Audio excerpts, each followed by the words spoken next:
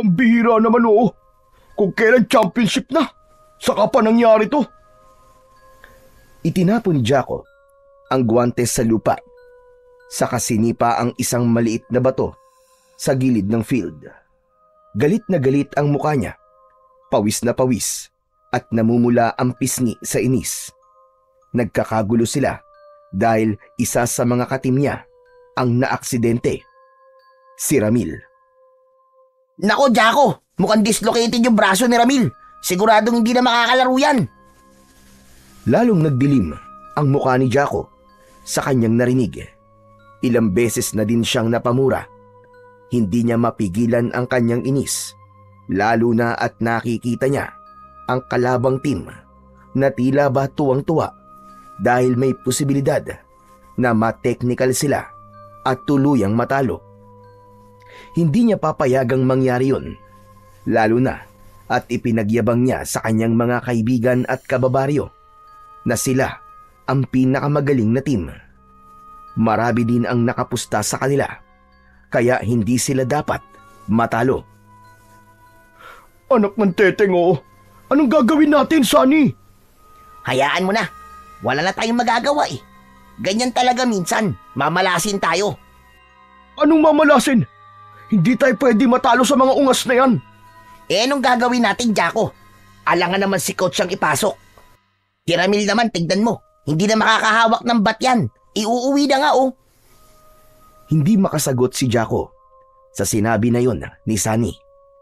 Lumingon siya sa mga kasamahan nila na abala sa pag-inom ng tubig at nagpapahinga. Karamihan sa kanila ay dismayado ang muka. Habang nagmamasid sa paligid ay nakita niya ang tindero ng ice candy. Sunny! Si Elijah! Tawagin mo nga! Dali! Tawagin mo! Ha? Bakit? Gusto mo ng ice candy? Basta tawagin mo, bilis! Okay. Sige, sandali lang. Mabilis na tumakbo si Sunny at agad na pinuntahan si Elijah. Ang binatang naglalako ay kababaryo rin nila. Dumayo lang ito sa lugar na yon para magbenta ng kanyang mga paninda. Nang makalapit si Sunny, ay agad na kumunot ang noo ni Elijah, pero kagad ding sumunod na naglakad palapit kay Jaco. Teka, ano bang kailangan niyo sa akin? Pwede ka ba sumali sa amin? Kailangan namin ng isa pa eh. Ako? Hindi naman ako magaling maglaro niyan eh. Tsaka naglalako pa ako eh. Sayang naman tong mga binibenta kong ice candy. Kailangan ko mapaubos to dahil inaangkat ko lang to kay Bilin. Magagalit yun kapag hindi ko to napaubos. Sandali lang naman to, Elijah. Kailangan lang namin ng isa para makumpleto ang bilang ng team. Kung hindi, talo na kagad kami. Technical kami. Tumingin si Jaco sa binatang si Elijah. Seryoso ang mukha nito, ni walang kakurap-kurap ang mga mata. Ayaw mo sumali? O sige. Kapag natalo kami, humanda ka. Ikaw talaga ang sisisihin ko. Gagawin kong magulo ang buhay mo at ng lolo mo. Natigilan si Elijah. Bigla siyang kinabahan nang marinig ang sinabing yon ng kababata. Napalingon siya kay Sunny at sa iba pang kasamahan nito na nakatingin din sa kanya. Ayoko. Kailangan ko pang magbenta eh. Hindi ako pwedeng... Natigilan si Elijah sa pagsasalita nang biglang lumapit si Jaco. Kita sa mukha nito ang labis na pagkainis. Mabilis niyang hinawakan ang braso ni Elijah ng mahigpit. Hindi ako nagbibiro ha. Kung tatanggi ka, Elijah, sisirain ko lahat ng paninda mo. Pupuntahan kita sa bahay niyo. Sasaktan ko pati lolo mo. Tandaan mo yan. Pinakawalan ni Jaco si Elijah at mabilis na sinipa ang lupa sa tabi niya. Lumayo siya ng 3 hakbang. Huminga ng malalim, saka bumalik sa field. Kinakausap nito ang kasama nilang coach, si Mang Tonyo. Samantala, si Elijah naman ay dahan-dahang binitiwan ang hawak niyang styrobox. Sumunod siya kay Jaco. Nang makalapit, ay agad niyang sinabi nasasali na siya. Talaga? Sasali ka na? Aba, ayos! Natuwa naman si Mantonio sa kanyang narinig.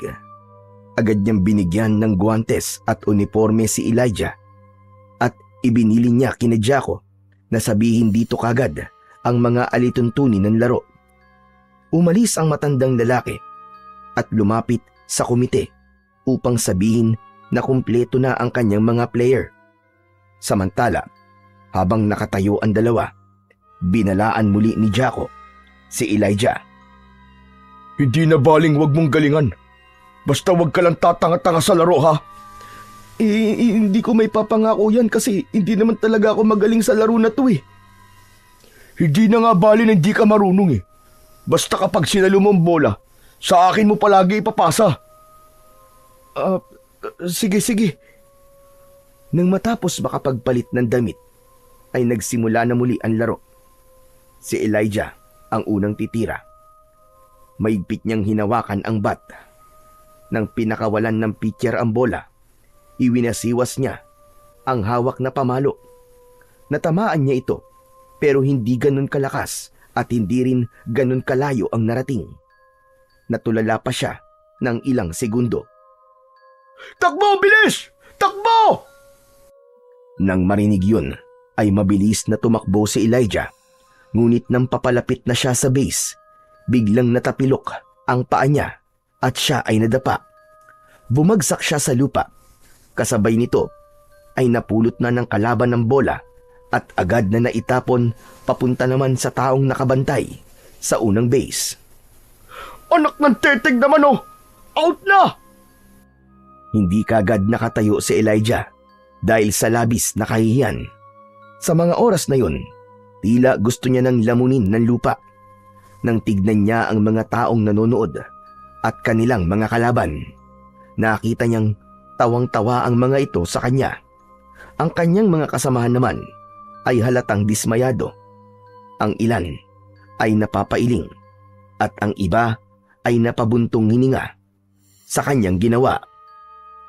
Pagkatapos ng round, sunod-sunod ang naging kapalpakan niya. Madalas ay hindi niya nasasalo ang bola at naipapasa pa niya ito sa maling base. Puro sablay din ang mga palo niya. At minsan pa ay ang mismong catcher ang tinatamaan niya ng bat nang iwas-iwas niya ito. Pati sa paghagis ng bola, palaging tabingi o lampas sa target. Halos lahat ng maling galaw sa softball, siya ang gumagawa. Dahil dito, ay hindi na napigilan ni Jaco na muling pagsalitaan ng hindi maganda si Elijah nang dumating na ang huling timeout. Ano ba yan? Ano bang klaseng laro yung ipinapakita mo? Puro ka sablay eh. Kanina, muntik mo pa akong tamaan ng bola sa ulo. Sinabi ko naman sa'yo kanina, di ba? Na hindi ako marunong maglaro. Wala akong alam dito. Ano gusto niyo mangyari? Mag-magic ako? Ba't sumasagot ka pa ha? Kung basagin ko kaya yung pagbumukha mong tukmul ka ha?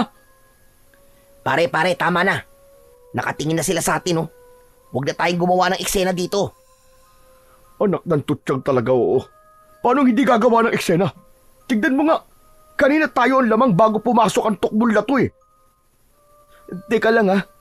Ikaw ang pumilit sa akin na maglaro eh. Wala akong kasalanan kung mahabol nila ang score nyo. Mabuti pa. Pumayag ka na kasi na matalo. Babalik na lang ako sa pagtitinda. May mas mapapala pa ako dun eh. Ano sabi mo? Ulitin mo nga sinabi mo. O Jaco, kalma lang. Ikaw naman Elijah, ano ba? Huwag mo nang sabayan ng init ng ulo ni Jaco. Umayos nga kayong dalawa. Tumahimik si Elijah at si Jaco naman ay inilayo ng koonti ni Sunny. Sinikap niyang pakalmahin ang nag-aalburotong kaibigan. Pre, relax ka lang. Huwag mo na siyang pagalitan. Hindi naman talaga siya marunong maglaro nito eh. Kung alam ko lang sana na ganyan ang gagawin yan eh. Sana nga pumayag na lang ako kanina na matalo. Ay nako, nakakabwisit talaga. Huwag na tayo magsisihan. Hindi naman natin alam na mangyayari ang ganito eh. Mas galingan na lang siguro natin. Last na ikot na. Hindi ko alam kung makakahabol pa tayo. Pero baka sakali, magkaroon ng himala. Sinasabi ko sa'yo, Sunny, humanda talaga sa akin yan mamaya. Humanda lang ang tukmul na yan. Ilang sandali pa ay nagsimula na ulit ang laro. Tulad ng dati, ganun pa rin ang naging laro ni Elijah. Kaya naman, talo sila at wala ng pag-asa nang marinig ang malakas na pito ng referee. Hindi lang sila basta natalo, kundi tambak pa. Habang nagkakasiyahan ang kabilang grupo, nagngingit-ngit naman si Jaco habang nakatingin sa binatang naging dahilan ng kanilang pagkatalo. Nakita niyang parang wala lang dito ang nangyari. Tahimik na pinulot nito ang styrobox ng ice cream candy at nagsimulang maglakad palayo. Elijah! Sandali lang! Lumingon si Elijah at nakita niyang pulang-pula ang muka ni Jaco. Mabilis itong nakalapit sa kanya. Inagaw ang styrobox at itinapon sa lupa. Natapon at narumihan ang mga paninda niyang ice candy. Matapos yun, ay agad siyang kinwelyuan ng galit na kababaryo. Jaco, ano ba? Bitiwan mo nga ako! Bitiwan? Hayop ka! Nang dahil sa'yo, natalo kami sa laro. Alam mo ba kung gaano kahalaga tong laro na to sa amin, ha? Ginastusan namin to. Nag-ensayo kami ng gusto. Tapos, sisirain mo lang ng ganon-ganon. Teka, sandali lang, aray. Bitiwan mo ako, nasasaktan ako, ano ba? Wala akong pakialam kung masaktan ka. Lagot ka sa akin ngayon. Hayop ka! Jaco, tama na. Sinabi ko naman sa'yo kanina, di ba? Hindi talaga ako manunong ng larong to eh. Ikaw ang pumilit sa akin, di ba? Kung hindi mo sana ako pinilit, di sana. Aba, at ako pa ngayon ang mali, siraulo ka. Bigla na lang siyang binitiwan ni Jaco at saka sinuntok sa muka. Napahandusay siya sa lupa. Hindi siya agad nakakilos dahil sa gulat at sakit na naramdaman niya. Jaco, ano ba? Tama na! Bakit mo naman siya sinuntok? Tama lang na masuntok ang kupal na yan. Kulang pa nga yan eh. Muling susugurin ni Jaco ang binata. Agad na tumama ang paa nito sa tagiliran ni Elijah. Napaigik ito sa sakit. Jaco, tama na! Wala tayo sa baryo! Agad na hinila ni Sunny ang kaibigan palayo. Ngunit mabilis itong kumawala at muling sinugod si Elijah. Muli niya itong sinuntok sa tiyan. Kasunod ay sa panga. Tama na! Tama na pakiusap! Tama na! Pero tila hindi yun narinig ni Jaco. Tuloy-tuloy lang ang pananakit nito. Parang gustong ilabas ang lahat ng galit at hiya niya sa kanyang pagkatalo. May ilan nang nagsilapitan at pinigilan ang binata. Pero nakakawala pa rin ito at muling nasusuntok ang kawawang binata. Wala kang silbi! Lampa! Lampa! Tama na, Jaco! Tama na! Ang sakit na! Tama na! Duguan na ang labi ni Elijah. Nakahiga siya sa lupa at halos hindi na makatayo. Si Sunny ay todo pigil pero hirap siyang kontrolin ang kaibigan. Ilang sandali pa ay dumating ang mga tanod. Nilapitan nila si Jaco at kinaladkad ito palayo. Samantala si Elijah naman ay nilapitan ng isang estrangherong lalaki. Inalalayan niya ito upang makatayo. Hiyang-hiya ang binata habang nakikita ang lahat ng mga matang nakatingin sa kanya. Ang iba ay nagbubulungan at ang iba naman ay pinagtatawanan siya. Napatingin siya sa lalaking tumulong sa kanya. Matangkad ito, moreno at malaki ang pangangatawan. Ramdam din niya ang magaspang nitong kamay dahil sa kapal ng kalyo. Nakaitim na t-shirt ito at maong na may punit sa tuhod. Ang buhok nito ay pantay sa kanyang balikat. Ngunit ang agad na umagaw ng pansin ni Elijah ay ang mahabang peklat nito sa muka, pababa sa kanyang leeg. Kaya mo bang maglakad? Kaya naman po. Salamat po. Sigurado ka ba?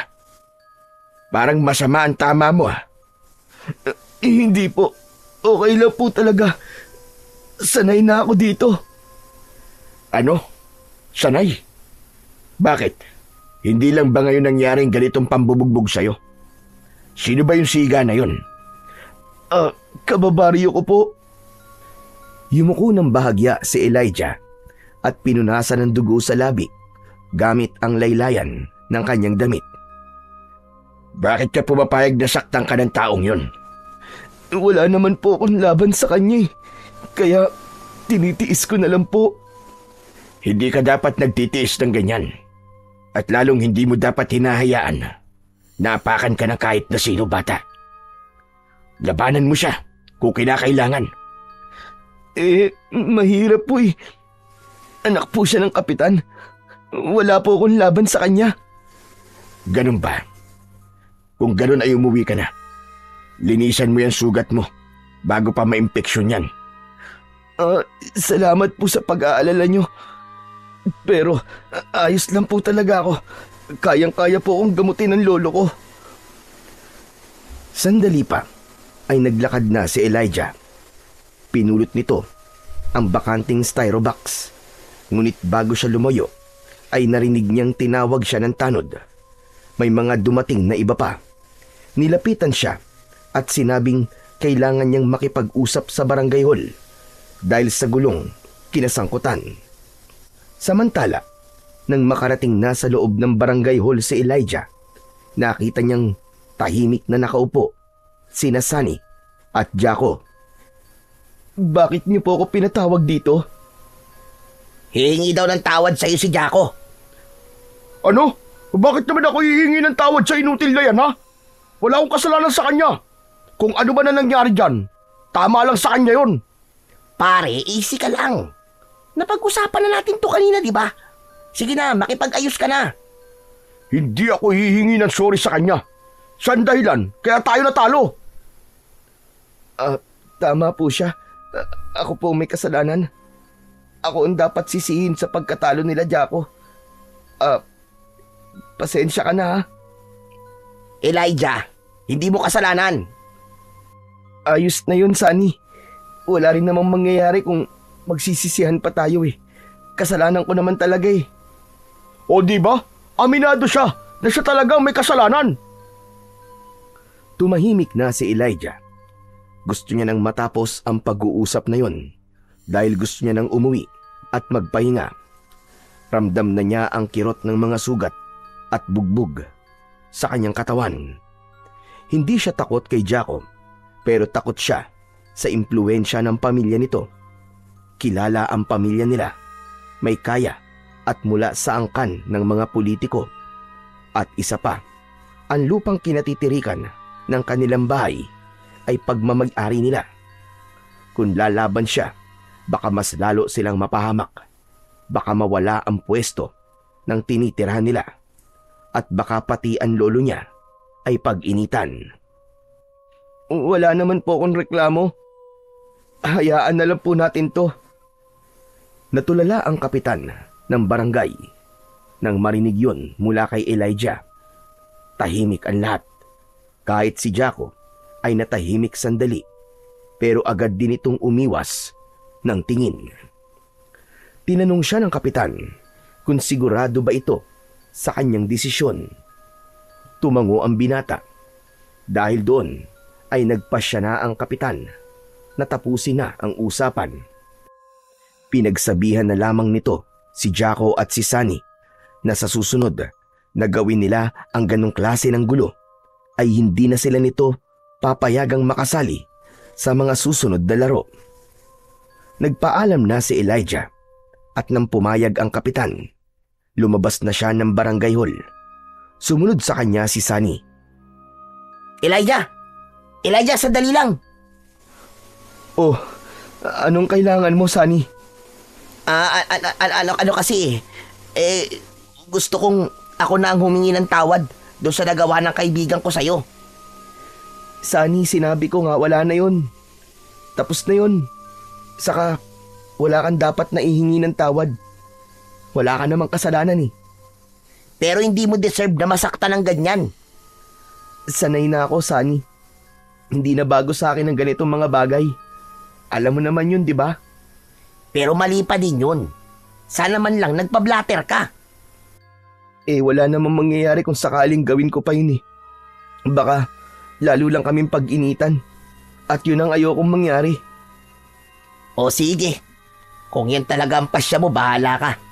Pero gusto ko lang malaman mo na ako mismo, hindi ako sang-ayon sa ginawa niya. Salamat na lang. Sige na, bumalik ka na dun. Baka magalit pa sa'yo si Jaco. Ayoko ring lumaki pa to. Napayuko na lamang si Sunny. Awang-awa siya sa kalagayan ni Elijah.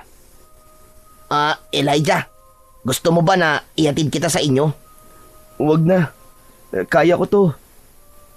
Hindi ako naniniwala. Sige na, tara na. Isasakay na kita. Pauwi na rin naman ako eh. Si Jaco, hayaan na lang muna natin dyan sa loob. Halika na. Hindi, ayoko. Pasensya ka na. Pagkatapos nun, ay naglakad na si Elijah palayo. Nakayuko lang siya, habang bitbit ang walang laman na styrobox. Ang nasa isip niya ay makauwi na at makapagpahinga. Pero bigla ding sumagi sa isip niya kung paano niya ipaliliwanag kay Belen ang nangyari. Si Sunny naman ay naiwan sa tapat ng barangay hall.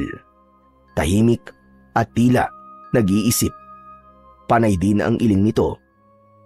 Samantala, makalipas ang halos 1 oras na paglalakad, nakarating na din siya sa baryo nila. Bago umuwi, ay dumaan na muna siya sa tindahan ni Belen. Tuwang-tuwa namang sinalubong siya ng babae. Ngunit biglang natigilan nang makita ang mga galos at bugbog sa katawan ng binata. Oh, ano nangyari sa'yo? Ba't ganyan ang itsura mo? Napatrobol lang, Belen. Di ka na talaga nawawala ng mga kaaway. Sino naman bang bumugbog sa'yo, ha? Wala. Kumusta naman ang pagbibenta? Naubos mo ba? Hindi. Tinapon yung paninda ko eh. Ano ka mo? Tinapon? Aba naman, Elijah. Hindi ko pa napapalabas ang puhulan nun eh. Alang gatas at asukal ngayon. Pati yung plastic at yung kuryente. Ano ba naman yan? Pasensya na, Belen ha. Hindi ko naman gusto yung nangyari. Hindi mo ginusto. Bakit kasi nakikipag-away ka? Paulit-ulit na lang, Elijah. Ilang beses na nangyari to. Niloloko mo ba ako, ha? Tinapon ba talaga yan o kinukupitan mo lang ako? Nasaan yun na pagbentahan? Akin na nga. Ibigay mo nga sa akin. Belen, hindi kita kinukupitan. Hindi ko magagawa yun. Huwag mo nga akong paandaran ng drama mo. Hindi pwedeng wala kang iabot sa akin. Hindi ko pinupulot ang pinagpupuhunan ko dyan. Kaya kasalanan mo o hindi, ibigay mo sa akin ang pera ko. Akin ang pera ko. Pero Belen, wala akong pera sa ngayon eh. Ito na nga ba sinasabi ko eh. Ang lakas ng loob mo makipagbasagan ng muka. Tapos ako naman ang napeperwisyo. Sana umiwas ka na lang. Di sana, hindi na sayang ang ice candy ko.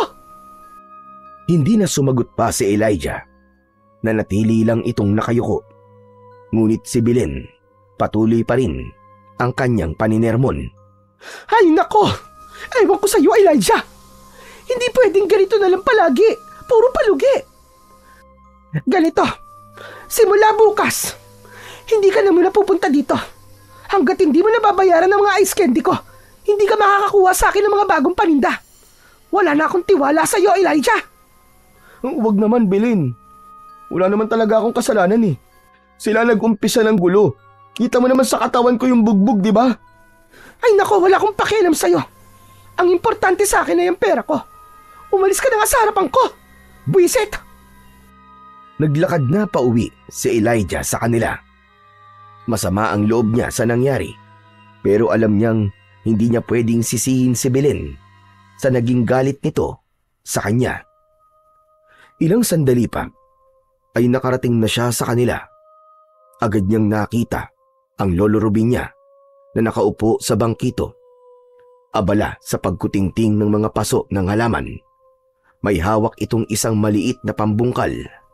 Dahan-dahang humakbang si Elijah. Umaasang makakapasok siya sa bahay nang hindi siya napapansin ng matanda. Ngunit bago pa siya tuluyang makapasok sa pintuan, narinig niya ang boses ng kanyang lolo. Elijah, iho! Napatigil siya, pero hindi siya lumingon. Bakit ang tagal mong umuwi? Bakit ngayon ka lang? Ano po kasi, sa malayo po kasi ako nagbenta, kaya medyo natagalan po ako, lolo. Ganun ba? Kumusta naman ang pagbebenta mo? Teka, sandali nga lang. Bakit ka ba nakatalikod sa akin? Bakit ayaw mong humarap? Narinig ni Elijah ang dahan-dahang pagakbang ng kanyang lolo. Palapit na ito sa kanya. Hindi niya nagawang lumingon, ngunit nang tuluyang makalapit na ito, agad na nag-iba ang ekspresyon ng mukha nito. Nanlaki ang mga mata at napakunot ang noo. Anong nangyari sa'yo? Bakit ganyan ang itsura mo? Umabanti ito ng kaunti at tinignan ang mga pasa sa pisngi, sa braso at tagiliran niya. Wala po, tolo. Nadapa lang po ako kanina. Nadapa? Ganito kalala. Huwag mo nga akong pinaglololoko, Elijah. Sinong gumawa niyan? Sabihin mo. Hindi ko po sila kilala eh. Pinagtripan po nila ako dun sa kabilang barangay. Pero wag po kayong mag-alala. Ayos lang po ako. Pinagtripan ka? At ano? Hindi ka lumaban? Hinayaan mo magkaganyan ka? Hinayaan mong ganyanin kanila? Kuwan po kasi. Kuwan ano? Kasi. Ay, Diyos ko. Puro ka nalang ganyan. Alam ko kung ano-ano na naman ang sasabihin mo, Elijah. Ilang beses ko man sasabihin sa'yo na wag mong hahayaan na apihin ka ng kung sino-sino lang. Bakit ba palagi ka nalang nagpapabugbog? Tahimik lang si Elijah sa sinabi ng kanyang lolo Ruben. Gusto sana niyang sumagot, pero natatakot siyang mas lalong magalit ang kanyang lolo. O ano? Hindi ka na sumagot? Ay nako, mga kabataan ngayon, napakahihina ng loob.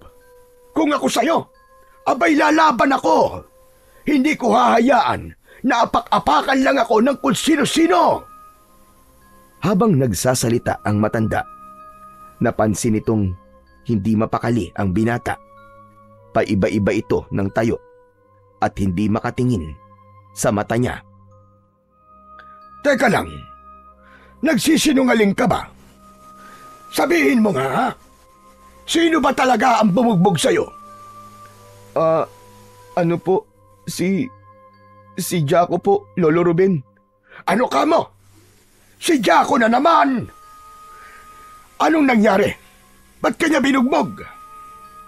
Agad na sinimulan ni Elijah ang pagkikwento sa kanyang lolo.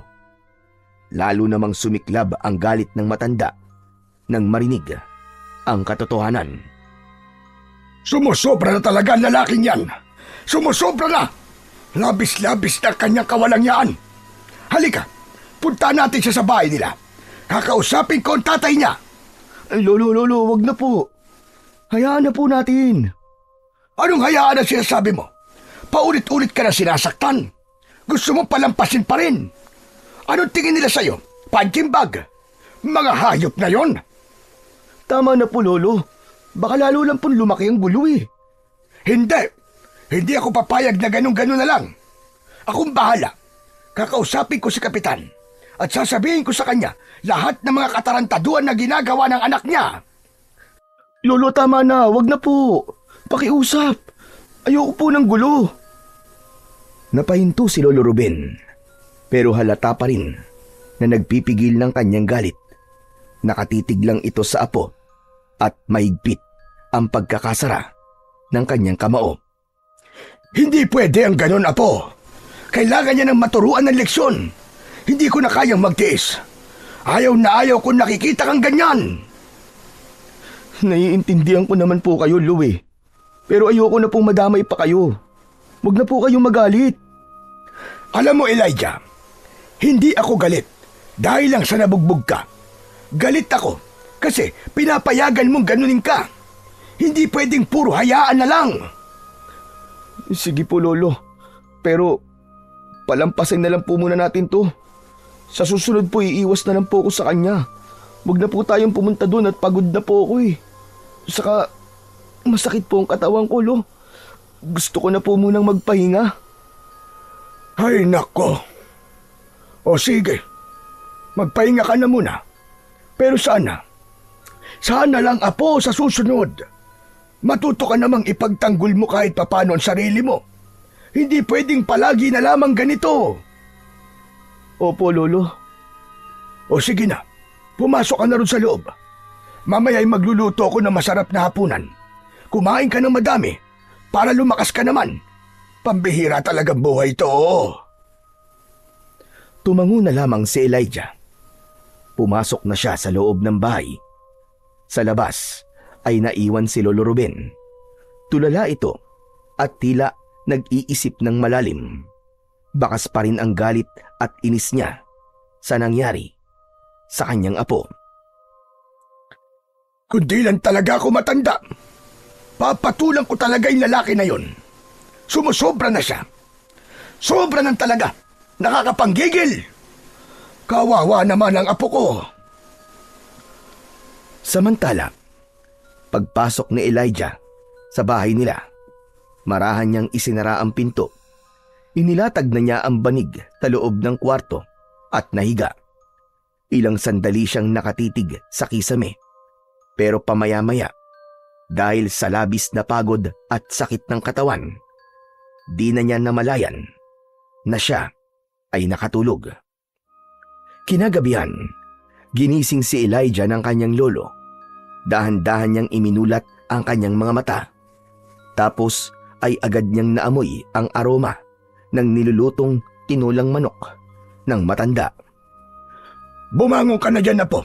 Kakain na tayo ng hapunan. Halika na. Agad namang kumilos si Elijah. Ngunit nang maiangat niya ng konti ang kanyang balikat at mga kamay, ay bigla siyang napaungol dahil sa naramdamang sakit sa katawan. Aray! Aray ko!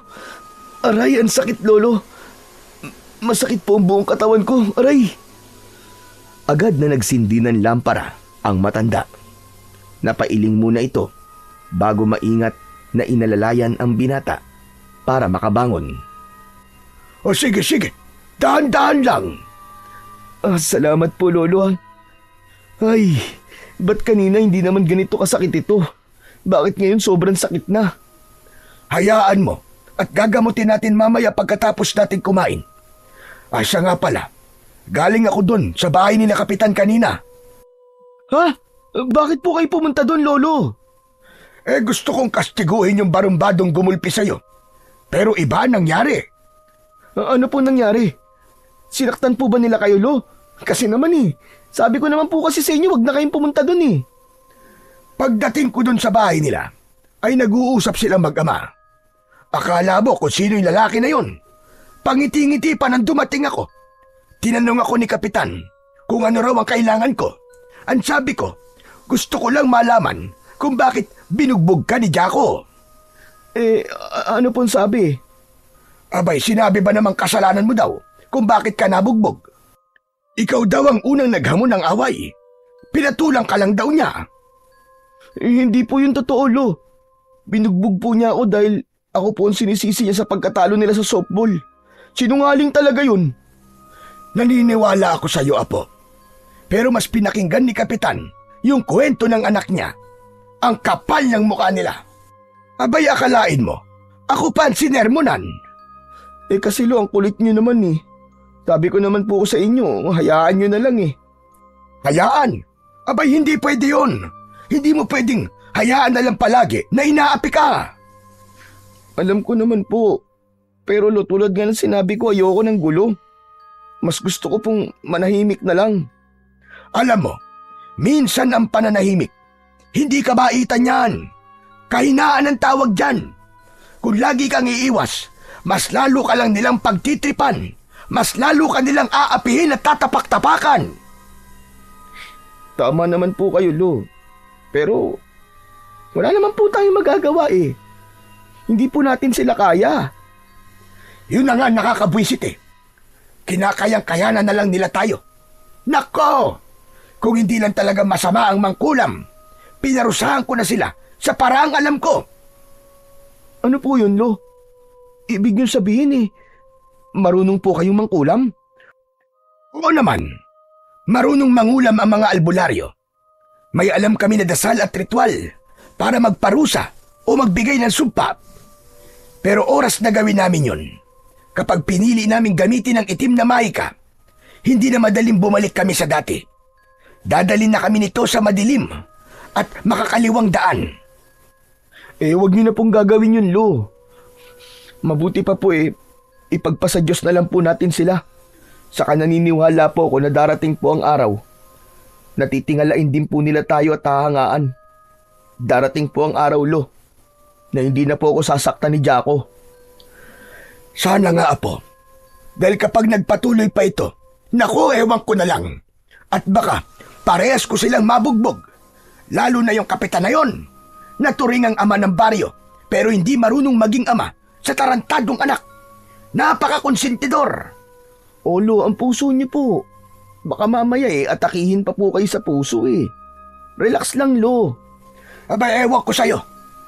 O sige na, halika na nga at kakain na tayo. Baka lumamig na tong tinola.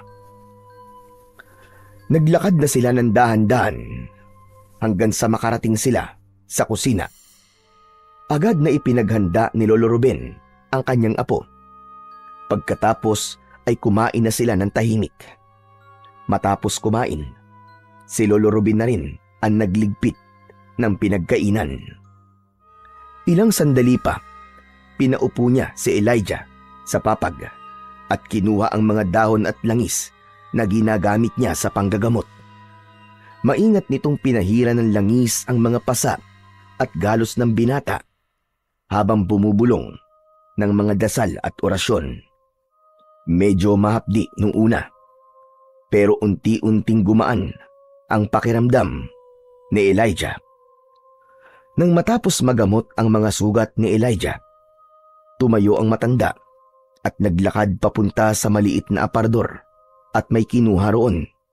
Isang lumang kahon na yari sa kahoy. Bumalik siya sa tabi ng apo at ipinatong ito sa papag. Marahan itong binuksan ang kahon. Sa loob ay may lumang rosaryo, ilang dahon na pinatuyo at isang kwintas na may palamuting medalyon na hugis parisukat. Lo, ano po yan? Agimat to. Iniwan to sa akin ng tatay ko noon. At sa'yo ko na to ipapamana. Po? Para saan po ba yung agimat na yan, Lolo Ruben? Para sa proteksyon. Ang agimat na ito ay hindi lang panlaban sa masasamang tao, kundi pati sa mga bagay na hindi mo nakikita. Ho? Tulad po ng ng multo? Di ba, hindi naman po sila nakakasakit ng tao? Tama ka. Ang mga kaluluwa, hindi sila nakakasakit. Pero ang mga maligno, mangkukulam, mambabarang, o mga aswang, kaya ka nilang saktan kung wala kang proteksyon. Lolo naman akala ko naman bibigyan niyo ako ng agimat na kayang gawin parang bakal ang katawan ko tapos yung hindi tinatabla ng suntok at sipa. Nako, kung ganun pong ibibigay niyo sa akin, Lo, malamang hindi na po ako aawahin ni Jaco. Sa tono mo, parang hindi ka naniniwala. Ginagawa mong biro ang mga sinasabi ko sa'yo. Naku, Lo, hindi ko po intensyon na gawing katatawanan po ang mga sinabi niyo sa akin. Sa totoo lang po seryoso po talaga ako na ganun po sana ang maging agimat ko. May ganun ngang agimat, Apo. Ho? Talaga po? Oo, ang tawag sa ganong agimat ay kabal. Isang makapangyarihang amuleto na ginagamit upang hindi masugatan at di mahiwa ng tabak o anumang matutulis na bagay ang iyong balat. Ginagawa nitong sintibay at sintigas ng bakal ang katawan ng may tangan nito. Aba, ayos pala yun kung ganun, Lo. Kung meron nga pong ganyang agimat, Lo. Teka, bakit hindi na lang po yun ang ibigay nyo sa akin? Mas cool pakinggan. Agimat ng kabal. Wala naman akong agimat na ganun, Apo. Pero may kilala akong may tangan ng ganun. Kaso, matagal na kaming hindi nagkikita. Hindi ko na alam kung nasaan siya ngayon. Ay, sayang naman. Gusto ko pa naman sana talaga ang ganong klase ng kapangyarihan. Lo, alam niyo po ba kung paano magkakaroon po ng ganun? Baka pwede po tayong maghanap o kaya bumili. Apo, hindi ganun kadali magkaroon ng kabal. Hindi ito parang laruan lang na pwede mong bilhin kahit saan. At saka, hindi lahat ay pwedeng mangalaga nito. Lalo na yung may mga masasamang intensyon. Nawawala ang bisa nito, lalo na kapag kinuha ng sapilitan. Wala naman po akong masamang intensyon, Lolo Huwe, hindi mo ako maloloko, Elijah. Kanino ko pa napapansin niyang kakaibang ningning dyan sa mga mata mo? At nahuhuli pa kitang ngumingisi-ngisi. Kilala kita. Kapag may iniisip kang hindi maganda, hindi mo ako maloloko. Iniisip ko lang naman ho, pero hindi ko naman po gagawin sa totoong buhay, Lo. Wala po akong balak na gamitin sa kasamaan ng anumang agimat na ipagkakaloob niyo po sa akin. Sinasabi ko na nga ba, kilalang-kilala kita. Alam ko na likaw ng bituka mong bata ka mula ulo hanggang paa. Sorry na po kagad, Lo. Hindi na po mauulit. Ayos lang naman yun. Wala ka namang agimat ng kabal. Pero kung nagkataong meron, baka napahama ka na. Bakit niyo naman po nasabi yan? Maselan ang humawak ng ganong klase ng agimat. Ang kabal ay hindi lang basta pananggalang. Isa rin itong responsibilidad. Kapag meron ka nito, hindi mo pwedeng abusuhin.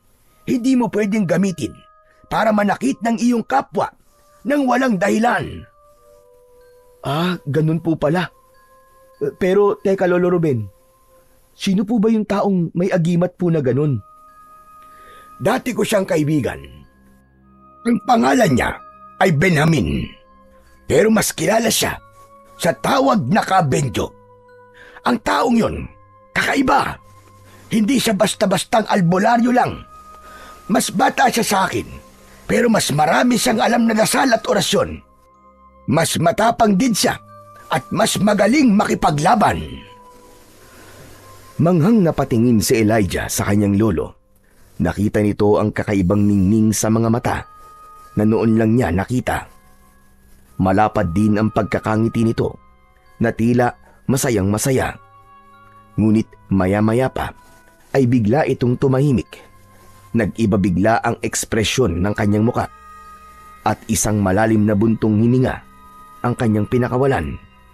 Tapos ay hindi na umimik. Lolo, teka, bakit po kayo biglang natahimik? Bigla ko lang kasing na-miss si Kabenjo. Mabait siyang tao noon. Matulungin.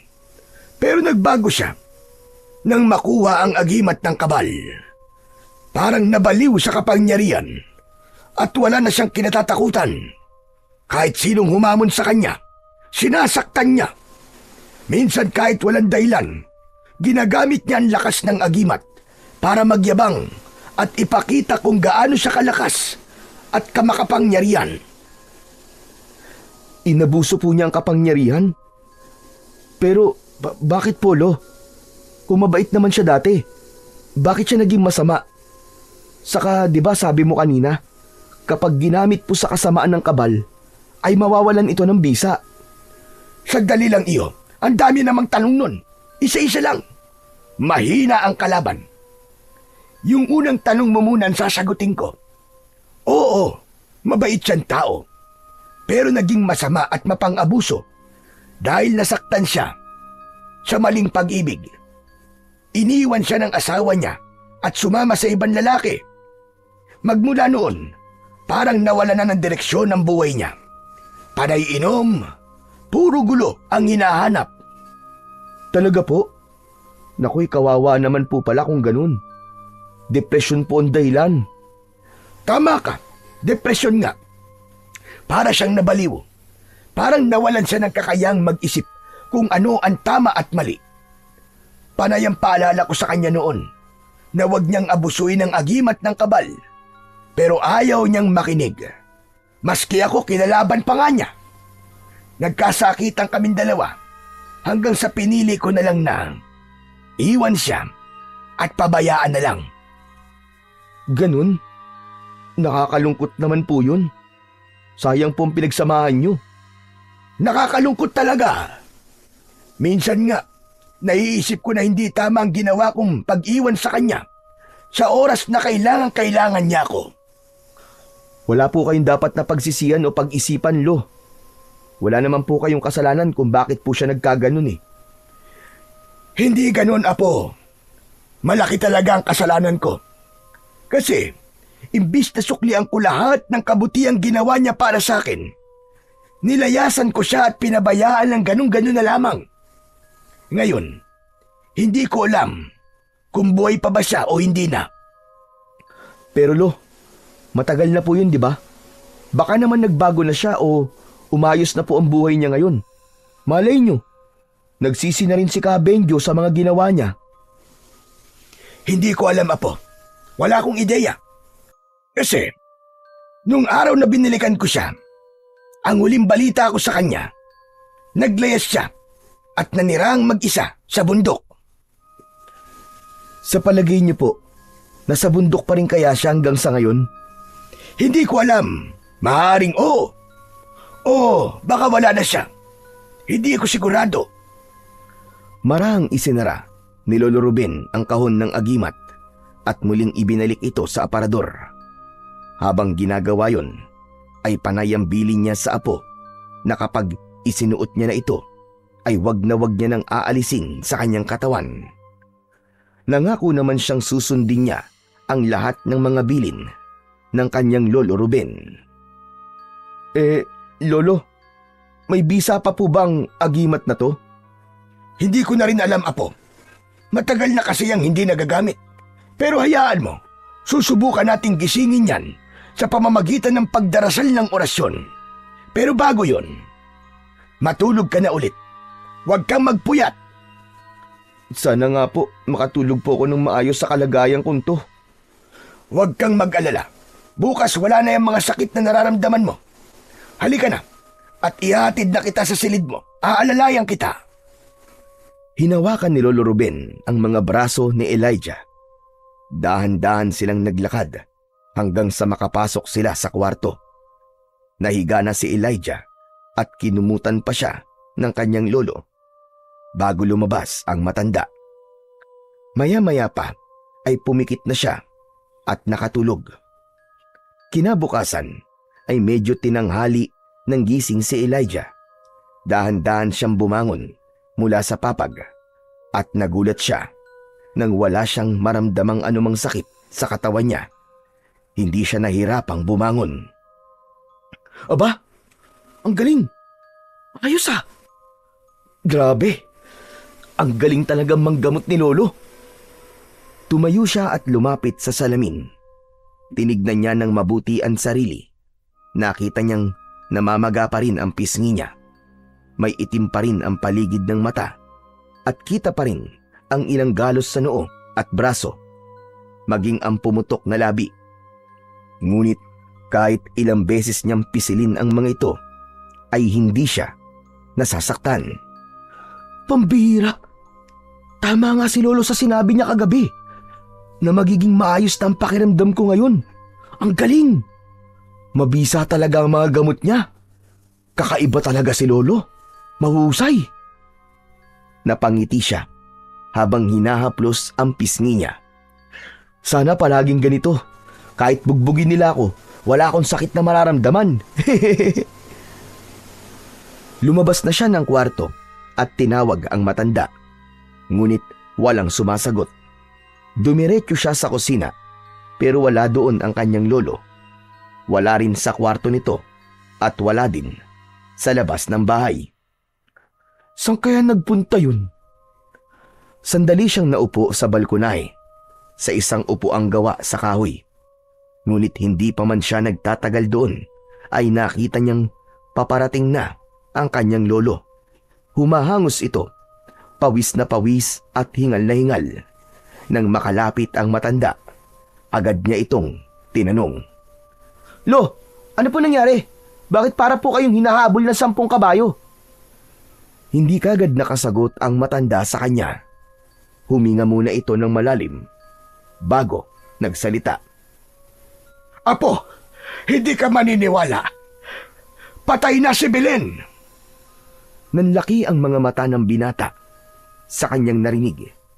Hindi siya makapaniwala sa pangit na balitang yon. Ha? Ano po, Lolo?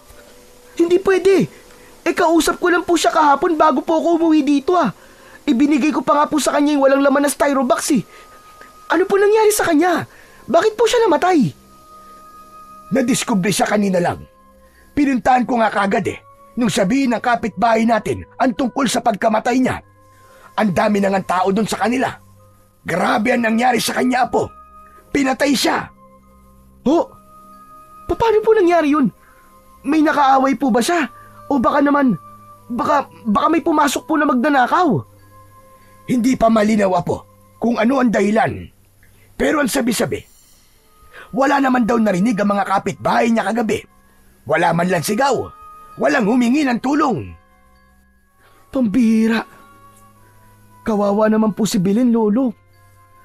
Pinatay siguro siya ng taong may galit sa kanya. Sa pagkakaalam ko po marami po siyang mga pautang tapos naniningil po siya ng mataas na interes. Baka yun po ang dahilan, Lolo. Hindi, Apo. May kutob akong hindi yun ang dahilan. Po? Ano po bang ibig niyo sabihin, Lolo? Ang paraan kasi ng pagkamatay niya, hindi normal. Masyadong madugo. Masyadong brutal. Parang hindi gawa ng isang tao. Para siyang nilapa. Puno ng kagat at kalmot ang kanyang buong katawan. Tapos, biniyak pa ang tiyan niya. At wala nang laman loob. Ano? Grabe naman po yun, Lo. Napaka-brutal naman. Sa palagay ko, aswang ang may gawa nun sa kanya. Ano, Lo? Aswang? Oo, Apo. Pero hindi pa ako sigurado. Wala ka munang pagsasabihan nito, Apo. Baka kasi kung ano ang isipin nila kapag kumalat ang tungkol sa aswang. Opo. Sige po, Lo. Kung totoo man ang kutob ko, magsisimula na naman ako nito. Matagal na panahon na akong tahimik at tumigil sa dati kong gawain. Pero baka panahon na ulitin ko at gisingin ang dati kong pagkatao. Napakunot ng noo si Elijah sa kanyang narinig. Hindi niya maunawaan ang sinabi ng kanyang lolo. Napansin naman yun ni Lolo Ruben. Iyo, makinig kang mabuti. Bago ako naging simpleng albularyo dito sa baryo natin, dati akong manunugis ng mga nilalang ng dilim. Manunugis? Yung tipong pumapatay po kayo ng aswang? Tama ka, Elijah. Magkasama kami noon ni Benjamin. Hinahabol namin sila, yung mga aswang at kung ano-anong mga demonyo na nanggagambala ng mga tao. Wow! Ang astig po pala, Lolo. Pero, bakit po pala kayo tumigil? Tumigil ako dahil nga dun sa nangyari kay Benjo. Saka, napagod na rin ako. Hindi lang katawan, kundi kaluluwa ko rin. Napagod na. Pero Lo, ngayon pong may kutob kayo na may masamang nilalang dito sa baryo natin, babalik po ba kayo sa pagiging manunugis nyo? Ang tanong ho, kaya nyo pa po ba? Matanda na ho kayo Baka nakakalimutan niyo po, Lo. Kalabaw lang ang tumatanda po. Kaya ko pa. Malakas pa ako. Ano naman pong kaya niyong gawin kung halimbawa po, nasa harap na po natin yung aswang o kung anumang demonyo dyan sa tabi-tabi? Mali ang tanong mo. Ganito dapat. Tanungin mo kung ano ang magagawa natin laban sa mga aswang. Po? Natin? Abalo, huwag niyo po akong isali dyan ha. Kayo lang po. Wala naman po akong alam sa pakikipaglaban eh. Kaya nga tuturuan kita eh. Ihahanda kita para makatulong sa akin kung sakali. Pero Lo, natatakot ako eh. Hindi pa po ako nakakakita ng aswang eh. Huwag kang matakot, Apo. Hindi ka mananalo sa anumang uri ng laban kung pinangungunahan ka palagi ng takot. Saka, wala akong mapagkakatiwalaan na iba, kundi ikaw lang, Apo. Dumadaloy sa dugo mo ang dugo ng manunugis. Darating ang panahon, magiging matapang ka din, at lahat ng takot, mawawala yan sa iyo. Pero Lo, hindi ko po kayang pumatay. Ipis nga po, hindi ko madurog eh. Kaya ka nabubugbog eh. Alam mo, huwag kang mag-isip ng kung ano-ano. Tulad ng sinabi ko, kapag dumating na ang oras, kapag kailangan mo na talagang ipagtanggol ang sarili mo o ang taong mahalaga sa'yo, kusang lalabas ang mga kakayahan mo. Kusang magigising ang dugo mo na may lahing manunugis. Maniwala ka, itaga mo yan sa bato. Tumahimik si Elijah. Napayuko siya at napatingin sa mga kamay niya. Sa isip niya ay nakikita niya itong mahina at walang kakayahan. Hirap talaga siyang paniwalaan ang sinasabi ng kanyang lolo. Lumapit si Lolo Ruben at tinapik siya sa balikat. At nang matapos, tumalikod na ang matanda at pumasok na sa loob ng bahay. Naiwan si Elijah. Tulala at malalim ang iniisip. Mabilis na lumipas ang oras. Pagsapit ng gabi ay tumahimik na ang buong paligid. Natulog na ang maglolo. Kapwa pagod sa buong maghapon. Hindi na nga rin nila naituloy ang pagsasanay dahil sa pagpapatawag kay Lolo Ruben ng mga kamag-anak ni Belen. Nagsagawa siya ng ritual sa bahay nito matapos mailibing ang bangkay. Ngunit nang malalim na ang gabi, biglang nagising si Elijah. Pakiramdam niya ay uhaw na uhaw siya. Bumangon siya at tinungo ang kusina. Habang naglalakad, ay napansin niyang kakaiba ang katahimikan sa loob ng bahay nila. Hindi niya naririnig ang malalakas na hilik ng kanyang lolo. Napakunot ang noo ng binata. Matapos uminom, ay dahan-dahan siyang lumapit sa pinto ng kwarto ng matanda. Lolo Ruben, gising ka po ba? Walang sumagot. Marahan niya itong itinulak. Pagbukas ng pintuan ay nakita niyang wala sa loob ng silid ang kanyang Lolo Ruben. Hala, wala siya dito ah. Saan kaya nagpunta yun? Lumapit siya sa bintana. Binuksan yun at saka sumilip sa labas. Wala namang kakaiba sa labas, pero nang isasara na niya ang bintana, may napansin siyang isang anino na gumagalaw malapit sa puno. Lolo, ikaw po ba yan? Pero walang sumagot. Bigla siyang may narinig na mahihinang yabag. Mabilis siyang sumilip at tinignan mabuti ang kanilang bakuran, pero wala talaga siyang nakita. Biglang bumilis ang tibok ng puso niya. Agad niyang isinara ang bintana. Umatras siya, pero biglang natumba nang mapatid sa isang nakausling kahoy sa sahig. Muli siyang tumayo. Ang mga yabag ay hindi pa rin nawawala. Maya-maya pa ay may narinig siyang kaluskos mula sa kisame. Tumingala siya, parang may gumagapang sa itaas. Maya-maya pa, mula sa labas ng bahay, narinig ni Elijah ang tinig ng kanyang Lolo Ruben. At talagang itong bahay ko pang napili mong puntahan, hayop ka! Sige, halika dito! Harapin mo ako, bumaba ka dyan! Nanlaki ang mga mata ni Elijah sa kanyang narinig. Kaagad siyang tumayo at muling binuksan ang bintana. Nakita niya ang lolo niya na may hawak na isang itak. Pawisan at hingal na hingal. Lo, ano po nangyayari? Ay, palaka! Ay, ano ba, Elijah? Huwag ka nang gugulat. Mabuti pa halika dito sa labas. Tulungan mo ko. May aswang! Nanlaki lalo ang mga mata ni Elijah sa sinabi ng kanyang lolo Ruben. Hindi siya makagalaw dahil sa sobrang kaba. Ano? May aswang? Sigurado po ba kayo, Lo? Oo! Nasa itaas siya ng bubong! Bilisan mo rito! Agad na kumilos si Elijah sa sobrang pagkataranta niya. Hindi na siya sa pintuan dumaan, kundi tumalon na siya mismo sa bintana ng silid ng kanyang lolo.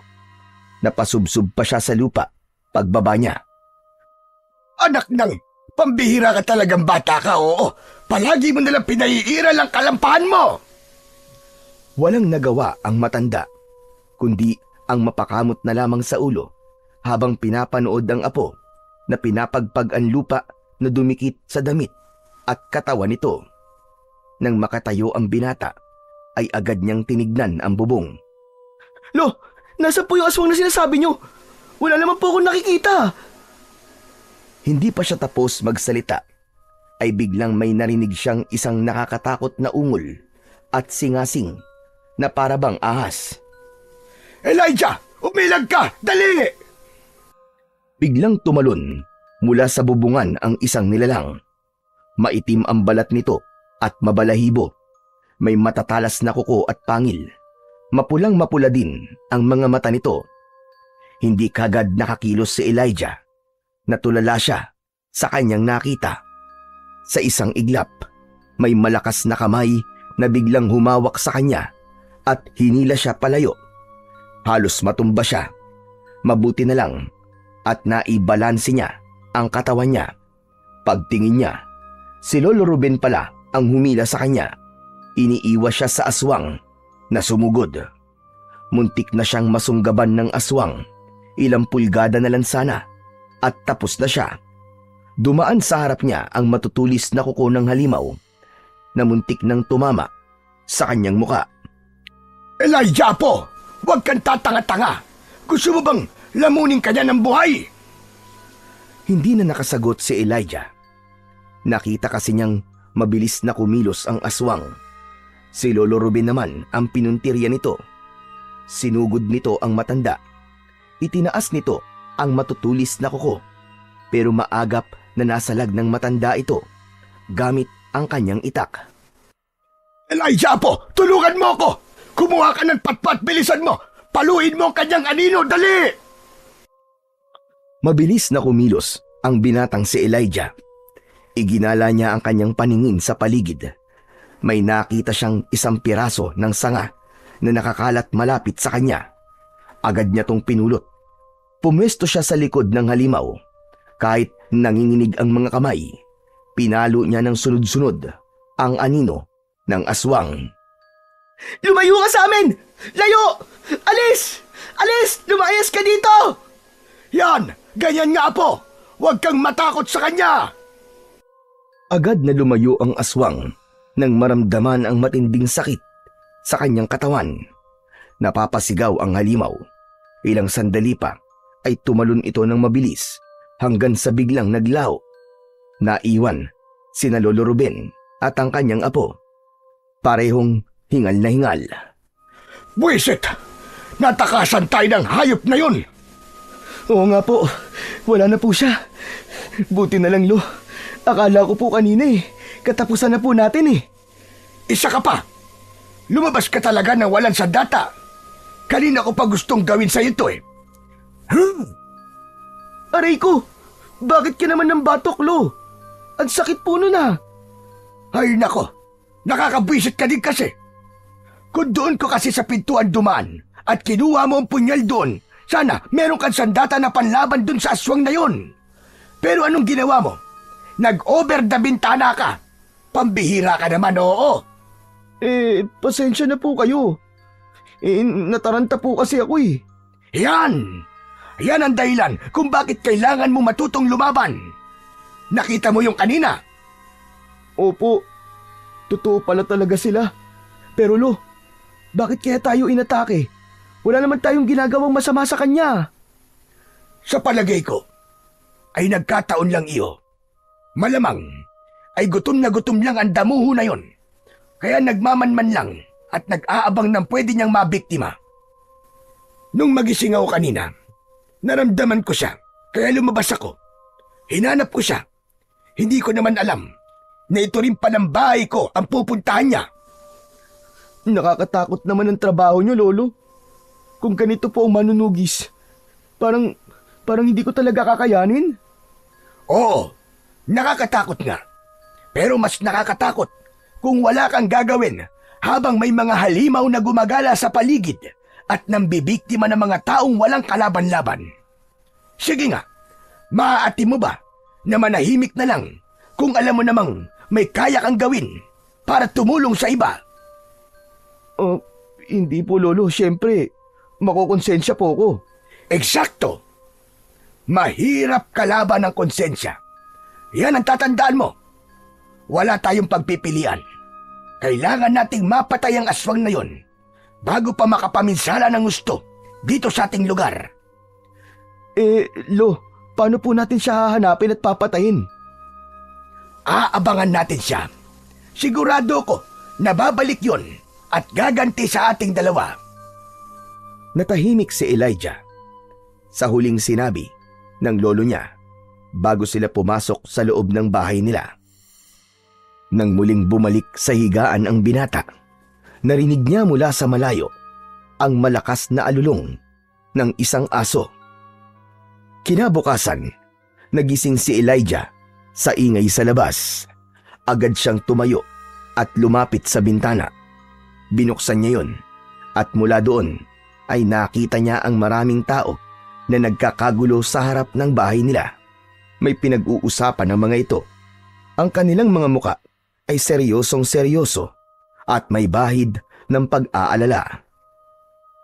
Habang nakamasid siya, narinig niya ang pangalan ni Belen, ang pangalan ng lolo niya at ang tungkol sa aswang. Napansin niyang naroon din si Sunny, panay ang kamot nito sa ulo habang pinipilit na inilalayo ang kanyang ina. Napakunot ang kanyang noo. Tinawag niya si Sunny. Agad namang binitiwan ng binata ang nanay niya at saka lumapit kay Elijah. Sunny, ano bang pinagkakaguluhan nila? Bakit nasa tapat sila ng bahay namin? Anong meron, Sunny? May nakapagsabi kasi sa kanila na inatake daw kayo ng aswang kagabi. Kaya nandito sila ay para makichismis at malaman kung totoo ba ang kumakalat na balitang yun.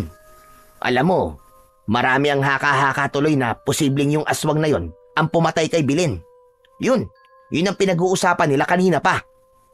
Teka, paano naman nila nalaman ang bagay na yun? Anong ibig mo sabihin? Totoo na sinalakay kayo ng aswang kagabi?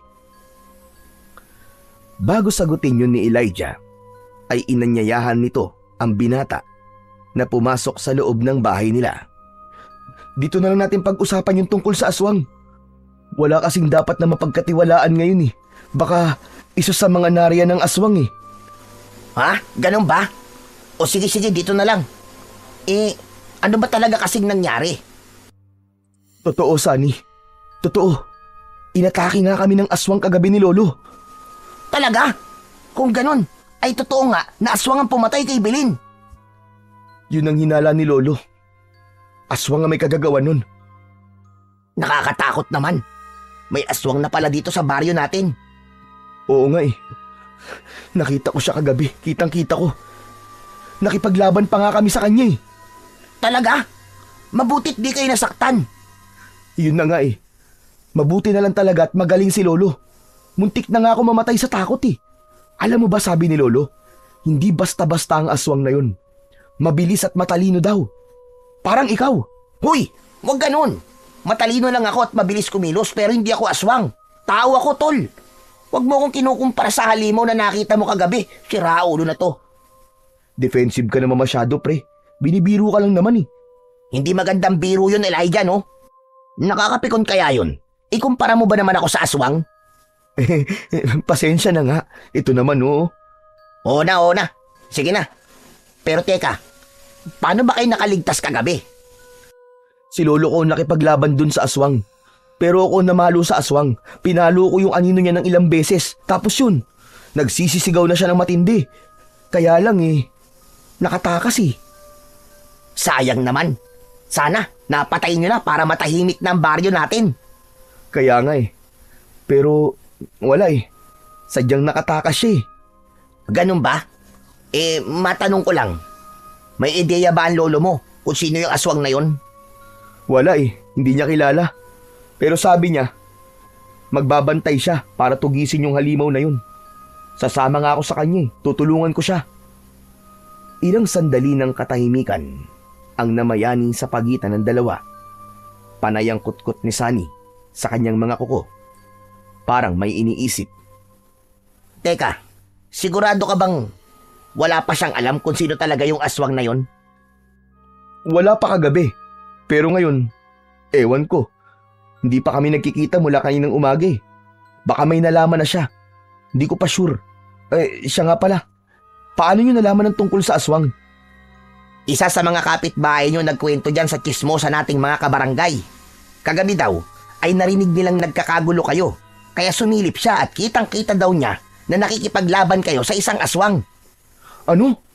May nakakita sa amin kagabi na kapitbahay? Bakit hindi man lang sila lumabas? Hindi nila kami tinulungan. Ewan ko. Baka natakot siguro. Sa bagay. Oo, tama ka. Uy, yung mga pinag-uusapan natin ngayon, huwag mong ipagsasabi sa iba Kailangan kasi nating mag-ingat ngayon. Hindi tayo pwedeng basta-basta magtiwala sa kahit na sino. Oo, huwag ka mag-alala. Hindi naman ako nagmana sa nanay ko Siya nga pala. Kapag may plano kayo ng lolo mo, pwede bang sabihin mo sa akin? Ha? Plano saan? Kapag may plano kayong gawin sa aswang. Iyon ba? Sa ngayon wala pa naman sinasabi sa akin si lolo na plano. Pero ang sabi niya, gabi-gabi daw siya magbabantay. Paghahandaan daw namin ang pagbabalik ng aswang. Gaganti daw yun. Bakit mo nga pala tinatanong? Gusto ko kasing sumama Gusto ko din makatulong sa inyo. Ha? Sigurado ka ba? Pero delikado yun, Sunny. Sigurado ako. Gusto kong lumaban. Gusto kong tumulong sa pagpuksa sa lalaking yon. Lalaki? Alam mo lalaki ang aswang? Hindi. Wala akong alam. Ano lang, nabanggit ko lang. Parang hula ba? Bakit? Lalaki ba talaga yung aswang? Hindi ko alam Ang itim-itim naman kasi niya. Hindi ko masyadong maaninag kung babae ba o lalaki siya. Ganon ba? Sige na nga, hayaan mo na. O sige, magpapaalam na ako, Elijah. Kailangan ko nang ilayo ang nanay ko dito. Baka bumula na yung bibig nung kakadaldal Loko. O siya, sige na. Mag-iingat kayo ng nanay mo Balitaan na lang kita O sige, salamat Elijah. Pagkaalis ni Sunny, unti-unti na ring natahimik ang paligid. Ang mga tsismosang nagkukumpulan sa harap ng bahay nila ay nagsialisa na rin. Naiwan si Elijah sa loob ng bahay. Tumayo siya at nagsimulang magligpit at maglinis sa loob. Binuksan na rin niya ang mga bintana at pinto. Nang matapos ang kanyang lahat ng mga gawain, ay napatingin siya sa orasan. Pasado 8:00 na ng umaga. Wala pa rin ang kanyang lolo. Nagtaka siya at medyo kinabahan na rin. Hindi kasi ugali ng matanda na hindi umuwi para sa agahan. Kahit nasa labas ito o kahit saan magpunta, palagi itong umuwi para makasalo niya. Lumipas pa ang ilang oras, ngunit wala pa rin si Lolo Ruben. Lalo siyang kinabahan dahil sa matinding pag-aalala. Lumabas na siya ng bahay para hanapin ito. Lolo Ruben, nasan ka na ba? Naglakad si Elijah sa kalsada. Umaasang may makapagsasabi kung saan nagpunta ang kanyang lolo. Una niyang pinuntahan ang bahay ng kanilang mga kapitbahay, pero wala roon ang matanda. Lahat ng kanyang tinanong ay umiling lang at nagsabing hindi nila nakita si Lolo Ruben. Habang nag-iikot siya, Lalong bumigat ang pakiramdam niya. Wala man lang bakas o kahit na anong palatandaan kung saan ito maaaring pumunta. Naisip niya tuloy na baka maaga pa lang o habang madilim pa ay umalis ang kanyang lolo. Tahimik siyang nagpatuloy sa paglalakad. Pinakikiramdaman ang paligid at umaasang may makakasalubong na makapagsasabi kahit konting impormasyon tungkol kay Lolo Ruben. Ngunit sa kanyang pag-iikot ay may biglang tumawag sa kanya. Hoy, Elijah! Mabuti naman at nakalabas ka na.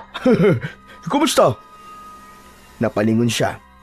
Nakita niya si Jaco. May dalang yosi at nakasandal sa poste. Napasimangot si Elijah pero hindi na nagsalita. Binilisan niya ang lakad. Gusto niyang iwasan ito at wag nang kausapin hanggat maaari. Pero biglang lumapit si Jaco sa kanya. Suplado ka! Gusto ko lang naman kumustahin ka. Magaling na ba yung mga sugat mo? O gusto mo, dagdagan ko ulit? Hindi pa rin kumibo si Elijah. Diretso lang siya sa kanyang paglalakad. Aba, hindi ka sumasagot ah. Umiiwas ka na ngayon. Gusto mo siguro ulit mabugbog no? Huminto si Elijah at tumingin sa kanya. Seryoso ang muka. Wala ko sa mood makipag-asaran, Jaco. May hinahanap ako. Sinong hinahanap mo? Yung lolo mo? Naku, wala na yun. Balita ko, inatake kayo ng aswang kagabi. Baka tinangay at nilapanan ng aswang yun. Hindi na muli pang nagsalita si Elijah. Napailing na lang ito. Saka naglakad ulit. Pero mabilis siyang sinundan ni Jaco. Hoy! Huwag mo naman akong iniisnab. Akala mo kung sino ka na.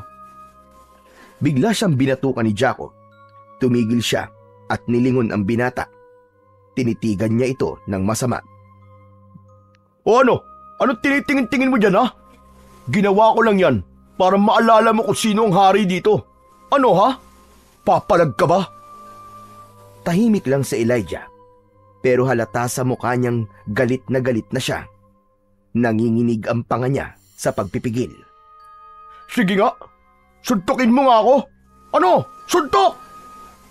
Tama na, Jaco. Hindi na tayo mga bata. Lubayan mo na lang ako.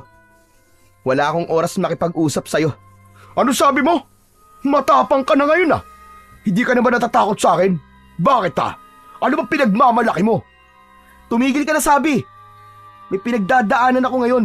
Kaya please lang. Pinagdadaanan daw oh. Alam mo, wag mo nang hanapin yung lolo mo.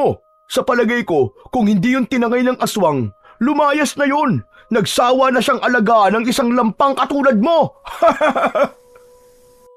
Ngunit imbis na pumatol sa patuloy na pang-aasar ni Jaco sa kanya, muli siyang tumalikod at nagsimulang maglakad. Tila nawalan na ng pasensya si Jaco nang hindi siya pinatulan ni Elijah. Para bang lalo siyang nainis sa katahimikan ng binata. Pakiramdam niya ay binastos siya. Kaya naman, bago pa makalayo ang binata, ay hinablot niya ito pabalik. Hoy! Pag kinakausap ka, sumagot ka! Dahil sa panggigigil, ay sinuntok niya ito sa tagiliran. Napaungol si Elijah sa sakit, pero hindi pa rin siya lumaban. Sinikap na lang niyang iwasan ang iba pang suntok at sipa. Ngunit kahit ilang beses siyang umiwas, ay natatamaan pa rin siya. Ang lakas ng loob mong bastusin ako ah. Lampa ka pa rin naman. Tama na, Jaco. Ayoko makipag-away. Aba, lumabang ka. Kaninang tapang-tapang mo eh. Ano, laban? Isang malakas na suntok ang pinakawalan ni Jaco. Pero bago pa yun tumama, biglang may humawak sa kanyang braso. Isang malakas na kamay ang pumigil sa kanya. Mahigpit na parang bakal. Natigilan ang binata. Aray! Sino ka ba ha? Hindi umimik ang lalaki. Nakatingin lang ito ng seryoso kay Jaco. Samantala si Elijah naman ay napalingon. Nanlaki ang mga mata niya nang makilala ang lalaki. Ito ang estrangherong tumulong sa kanya at nag-alalay nang bugbugin siya ni Jaco sa kabilang baryo. Ikaw? Oo, ikaw nga. Ikaw yung tumulong sa akin. Hindi umimik ang lalaki. Patuloy pa rin itong nakatingin kay Jaco. Matalim ang mga mata nito. Parang handang manakit anumang oras. Ano ba? Bitiwan mo sabi ako eh. Buwisit ka. Tama na. Ano sabi mo? Sino ka ba para utusan ako, ha? Mas hinigpitan pa ng lalaki ang pagkakahawak nito sa braso niya. Napangiwi si Jaco sa sakit. Nagpumiglas ang binata pero wala siyang laban sa lakas ng lalaki. Ang sabi ko, tama na. Ang sabi ko, bitiwan mo ako. Hindi mo ba ako kilala? Hindi. At wala akong pakialam kung sino ka. Ang gusto ko, tigilan mo na ang pambubugbog kung ayaw mong ako ang bumugbog sa'yo. Pagkasabi nun, ay bigla niyang itinulak si Jaco palayo. Napaatras ito ng ilang hakbang bago bumagsak sa lupa. Galit na galit pero halatang natakot din sa ipinakitang lakas ng lalaki. Buwisit ka. Isusumbong kita sa tatay kong kapitan. Ipadadampot kita sa mga tanod. Eh di gawin mo. Akala mo ba natatakot ako? Gawin mo! Lalong pinandilatan ng mata ni Ka Benjo ang binata. Kaya naman, walang nagawa si Jaco kundi ang tumayo at saka mabilis na tumakbo palayo. O ano? Ayos ka lang ba ha, bata? Lumapit si Ka Benjo kay Elijah at inalalayan muli siyang tumayo. Bakas naman sa mukha ng binata ang gulat sa nangyari. Opo, ayos lang po ako. Salamat po sa pagtulong niyo sa akin, ha. Kung hindi po kayo dumating, baka pinatay na po ako ng hayop na yun, eh. Bakit kasi hinahayaan mo? Nasaktan ka lang ng lalaking yun. Wala po akong laban sa kanya, eh. At kung sakali man po na lumaban ako, talo pa rin ako. Kasi kapitan po ang tatay niya. Mamanipulahin po nila ang mga mangyayari at sa huli, ako pa rin po ang pagkakaisahan nila at paparusahan. Teka, bakit po ba kayo nandito? Di ba taga ron po kayo sa kabilang baryo? Hindi Hindi ako taga ron. Napadpad lang ako dun. Napadpad? Oo. Isa akong palaboy eh. Wala akong bahay. Wala akong address. Kung saan ako abutan ng gabi, dun ako. Talaga po? Bakit naman? Kasi may hinahanap ako. Ano po yung hinahanap nyo? Hindi sumagot ang lalaki. Bagkus ay ngumiti ito ng bahagya. Ngunit ilang segundo lang ay biglang nagbago ang reaksyon nito nang makita ang suot na kwintas ng binata. Napatitig ito doon. Nang mapansin ito ni Elijah, ay hinawakan niya ang medalyon at itinago sa loob ng kanyang t-shirt. Saka lang muling nagsalita ang lalaki.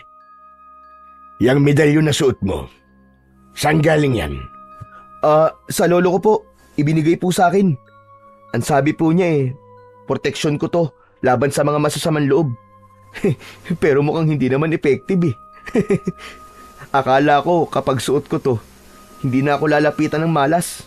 Pero ayun, muntik na naman po akong humiram ng mukha sa aso. Ganun ba? Pwede ko bang makita at makilala ang lolo mo?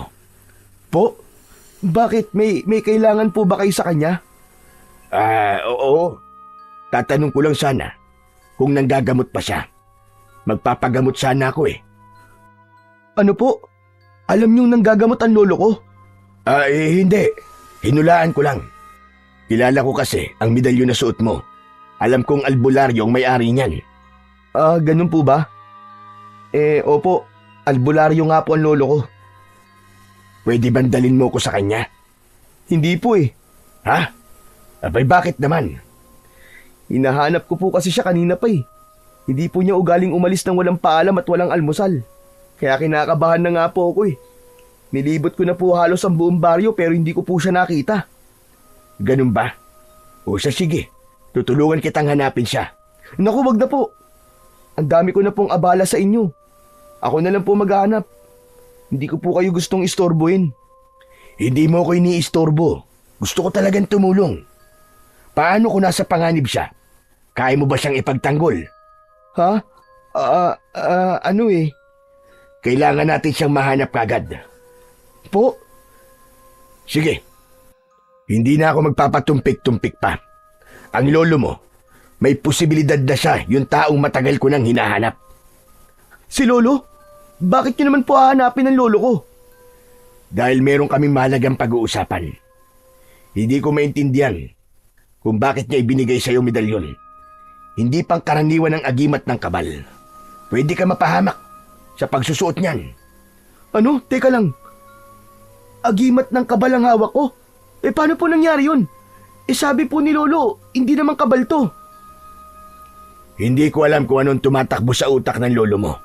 Kung bakit kailangan niyang hindi sabihin ang tunay na pagkakakilanlan ng agimat na yan. Pero iho, ang lolo mo ba ay si Ruben? Natigilan si Elijah. Napatitig siya sa mabangis na anyo ng lalaking may pilat. Bigla siyang kinabahan.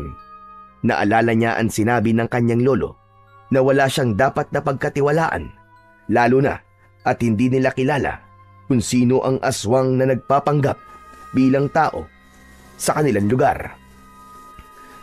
Sino ka ba? Ano ba talagang kailangan mo sa lolo ko? Wala akong masamang hangarin sa lolo mo. Ako si Benjamin. Baka nabanggit na niya ako sa'yo. Mas kilala ako sa pangalang Kabenjo. Ikaw si Kabenjo? Ang kaibigan niyang tagatugis ng aswang? Hindi niya ako kaibigan. Mas lalong nalito si Elijah sa sinabing yun ni Kabenjo. Sumeryoso ang kanyang muka at bahagyang napaatras. Huwag kang matakot sa akin. Hindi ako masamang tao. Si Ruben, kapatid ko siya. Ano sabi niyo? Kapatid niyo si Lolo Ruben? Oo, ako ang kanyang nakababatang kapatid. Matagal na kaming hindi nagkikita. Siguro, mahigit 20 taon na. Muling natigilan si Elijah. Hindi siya makapaniwala sa kanyang narinig. Mula pagkabata, ni minsan ay hindi nabanggit ni Lolo Ruben na may kapatid siya. Naglaho sa kanya ang pagtataka at kaba. Pero bakit po ganun? Hindi ko alam na may kapatid pala siya. Bakit po? Bakit ngayon ko lang nalaman yan? Matindi naging alitan namin noon. Heto, tignan mo. Inilabas ni Kabenjo mula sa kanyang bulsa ang isang medalyon na halos kamukhang kamuka ng suot niyang agimat. Ito ay isang agimat din ng kabal o mas kilala sa tawag na kunat sa apoy. Ang hawak mo ay ang kunat sa talim. Iisang pinanggalingan ng aming agimat. Gawa ito ng tatay namin. Pinuno ng dasal at orasyon upang maging mabisa. Teka, nalilito na po ako eh. Ang hawak mo ay orihinal na akin. Wala na yung bisa. Ganon din ang hawak ko dahil wala na ito sa mga orihinal na may-ari. Akin ang agimat na yan. Ibalik mo sa akin. Magpalitan tayo. Ang kunat ng talim, ibigay mo sa akin. Ano po? Hindi po. Hindi ko po pwedeng ibigay sa inyo to. Bigay po sa akin to ng lolo ko eh. Saka hindi po sinungaling ang lolo ko, no? Makinig ka muna. Hindi ako kaaway. Pero kung mananatili sa iyo ang agimat, mapapahama ka. Pati ang lolo mo. Ibigay mo na lang sa akin. At ako na ang bahalang magprotekta sa inyong dalawa. Hindi. Hindi ko po kayo pagkakatiwalaan. Biglang kinilabutan si Elijah. Lalo na nang mapansin niyang tila nag-iiba na ang kilos ni Kabenjo. Tumalim din ang mga mata nito. Hindi na siya nagdalawang isip. Agad siyang tumalikod at tumakbo ng mabilis. Lolo! Nasaan ka na ba, Lolo? Magpakita ka na! Habang tumatakbo siya, hindi niya maiwasang lumingon. Nakita niyang nakatayo pa rin ang misteryosong lalaki at nakamasid lang sa kanya. Dumiretso na siya sa bahay nila para umuwi. Nang makarating siya, ay agad niyang isinara ang mga pinto at bintana dahil sa matinding kaba at takot. Samantala, pagkalipas ng maraming oras, wala pa rin si Lolo Ruben. Hindi pa rin ito dumarating. Labis nang nag-aalala si Elijah para sa kanyang Lolo Ruben. Ang bihira naman oh. Nasaan ka na ba, Lolo? Bakit hanggang ngayon hindi ka pa rin umuwi? Ano na ba nangyari sa'yo? Kailangan ko siyang hanapin. Pero saan ako magsisimula? Paano? Kung may masama na nangyari sa kanya? Diyos ko, ano bang gagawin ko? Habang nag-iisip, biglang may kumatok sa pinto. May kumakatok. Sino yan? Ako to, Elijah, si Sunny. Buksan mo to, bilis! Dali-dali namang binuksan ni Elijah ang pinto. Pagkakita niya kay Sunny, agad niyang napansin ang itsura nito. Magulo ang buhok, namumutla at pawis na pawis. Oh, Sunny! Ba't ganyan yung itsura mo? Ano nangyari sa'yo? Elijah, huwag kang mabibigla. Pero may masama akong balita. Ano yun? Yung lolo mo, nakita siya sa gitna ng gubat. Ano? Wala na, Elijah. Patay na siya. Patay na ang lolo mo. Ha? Hindi. Hindi totoo yan. Hindi pwedeng patay na si Lolo. Baka nagkakamali ka lang. Huwag ka nagbibiro ng ganyan, ha? Hindi ako nagbibiro, Elijah. Pasensya ka na, pero yun ang totoo. Halika na, puntaan natin. Kailangan ka ng lolo mo. Tumulo ang luha sa pisngi ni Elijah. Mabilis silang kumilos. Naglakad sila ng naglakad hanggang sa marating ang bungad ng gubat. Nagpatuloy sila sa paglalakad hanggang sa makapasok sa pinakagitna ng gubat. Pero nang nandoon na sila, wala naman doon si Lolo Ruben. Naglalakad pa din si Sunny at si Elijah naman. Nakakaramdam na ng kaba. Sunny, teka nga lang, malayo pa ba tayo? Nasaan ba talaga ang lolo ko? Tsaka, nasaan ang mga tao? Hindi sumagot si Elijah. Tahimik lang ito habang naglalakad sa unahan. Napansin ni Elijah na parang paikot-ikot na lang sila sa parehong lugar. Teka, Sunny, sigurado ka ba sa pinupuntahan natin? Dahan-dahan itong lumingon. Nakita ni Elijah na nag-iba ang itsura ng muka ni Sunny. Ang balat nito ay umitim, ang mga mata ay mapula, at ang ngipin ay tumulis. Humaba din ang mga kuko. Nanigas sa takot si Elijah. Anak ng... Ikaw ang aswang! Ikaw yung kagabi! Tama ka, Elijah. Ako nga. At ngayong mag-isa ka na lang. Wala na makakapigil sa akin. Ibigay mo na sa akin ang agimat.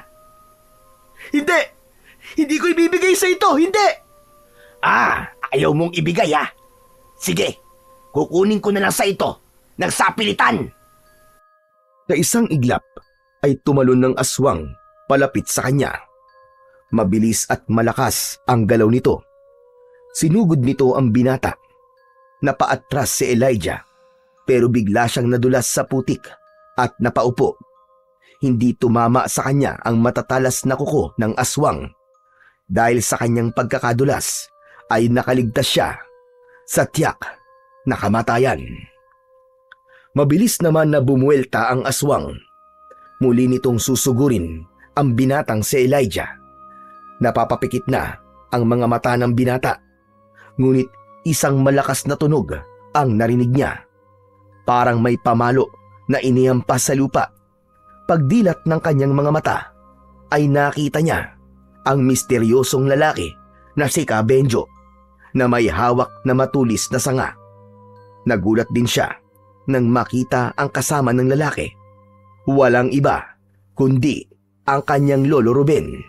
Sugatan ito pero buhay. Lolo! Buhay ka! Oo, Apo. Buhay na buhay. Pero lumayo ka muna, bilisan mo. Delikado rito. Umatras si Elijah at lumayo ng bagya sa aswang. Lumapit siya kay Kabenjo. O ano, aswang? Tignan natin ang tapang mo. Ako ang harapin mong hayop ka. Matapang ka. Bakit? Sino ka ba? Anong laban mo sa akin? Wala kang laban dahil isa ka lang ordinaryong palaboy na napadpad dito sa baryo namin. Kilala kita. Madalas kitang makitang pagala-gala sa kung saan-saan. Kaya huwag kang mayabang. Hindi mo ko kaya. Yun ang akala mo. Ako ang hindi mo kilala. Elijah, ibigay mo sa akin ang agimat ng kunat ng talim. Bilis! Napatingin si Elijah sa kanyang lolo Ruben. Nakita niya itong tahimik na tumango at nakita niyang suot ng matanda ang ipinakitang agimat ni Kabenjo sa kanya. Ang agimat naman ng kunat ng apoy. Mabilis niyang hinubad ang agimat at ibinigay sa tunay na may-ari nito. Pagkakuha ni Kabenjo, agad niya itong isinuot. Isang malakas na liwanag ang bumalot sa katawan ng lalaki. Akala nyo mapipigilan nyo ako? Walang agimat na pwedeng pumigil sa akin. Hindi kayo mananalo! Muling sumugod ang aswang. Itinaas ni Kabenjo ang kanyang kamay handang salubungin ng halimaw. Paglapit nito, buong bilis nitong iwinasiwas ang matatalas nitong mga kuko patungo sa katawan ng lalaki. Ngunit sa halip na masugatan si Kabenjo, naputol ang mga kuko nito na tila tumama sa isang matigas na bakal. O ano? Kaya mo pa ba? Laban pa! Walang hiya ka! Papatayin kita! Pinutol mo mga kuko ko! Muling sumugod ang aswang, mas galit at mas mabangis, pero nakahanda si Kabenjo. Mabilis nitong naiiwasan ang bawat pagsugod ng kalaban. Ang bawat atake nito ay nawawala ng silbi dahil sa mabilis na pagkilos ni Kabenjo. Si Elijah naman ay pinipilit na makatayo at pansamantalang nagtago sa likod ng isang puno. Ngunit bigla siyang napasigaw nang may biglang nakita na may isa pang tao na nagtatago sa puno na kanyang balak sanang pagtaguan. Ano ginagawa mo dito? Nakita ko kayo ni Sunny na pumasok dito sa gubat kanina kaya sinundan ko kayo. Akala ko naman kung anong gagawin nyo eh. Aswang pala ang hinayupak na yon. Hindi ka dapat sumunod dito. Alam ko. At pinagsisisihan ko na yun, Elijah. Pero natatakot akong umatas eh. Natatakot akong umuwi. Dahil baka mamaya makasalubong ako ng kagaya niyan. Natahimik si Elijah. Tumabi siya kay Jaco nang makita niyang nanginginig na nga ito sa takot. Hinawakan niya ito sa balikat at dahan-dahang tinapik yun. Sinusubukan niya itong pakalmain. Tumango naman sa kanya si Jaco. Muling nabaling ang tingin nila sa mga naglalaban nang marinig nilang sumigaw ng malakas ang aswang na si Sunny. Tinamaan na pala ito ng matulis na sanga na hawak ni Kabenjo. Samantala ay napansin naman ni Elijah na unti-unting nagliliwanag ang katawan ng kanyang lolo Ruben. Ang balat nito ay tila nag-aapoy pero hindi naman ito nasusunog.